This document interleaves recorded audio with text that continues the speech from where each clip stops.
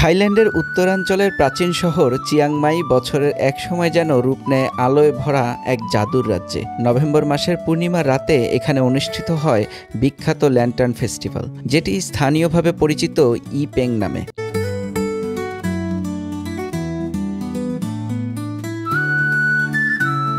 হাজার হাজার মানুষ একসঙ্গে আকাশে ভাসিয়ে দেয় অসংখ্য কাগজের লণ্ঠন, যেগুলোর প্রতিটি যেন বহন করে এক একটা আশা, প্রার্থনা আর মুক্তির প্রতীক।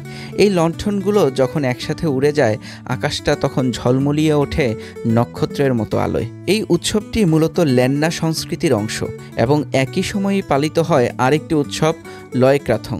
এই দিনে মানুষ ছোট ছোট ফুল, মোমবাতি ও ধূপে সাজানো ক্রাথং নদীতে ভাসিয়ে দেয়, যা জীবনের দুঃখ ও নেতিবাচক শক্তি দূর করার প্রতীক। একদিকে আকাশে ভাসছে হাজারো লণ্ঠন, অন্যদিকে নদীতে ভাসছে আলোর নৌকা। পুরো শহর যেন আলো আর শান্তির মেলবন্ধনে মুগ্ধ এক দৃশ্যপটে পরিণত হয়। উৎসবের সময় চিয়াংমাইয়ের মন্দিরগুলোতেও চলে বিশেষ প্রার্থনা, বৌদ্ধ আচার আর ঐতিহ্যবাহী নৃত্য ও সঙ্গীত পরিবেশনা।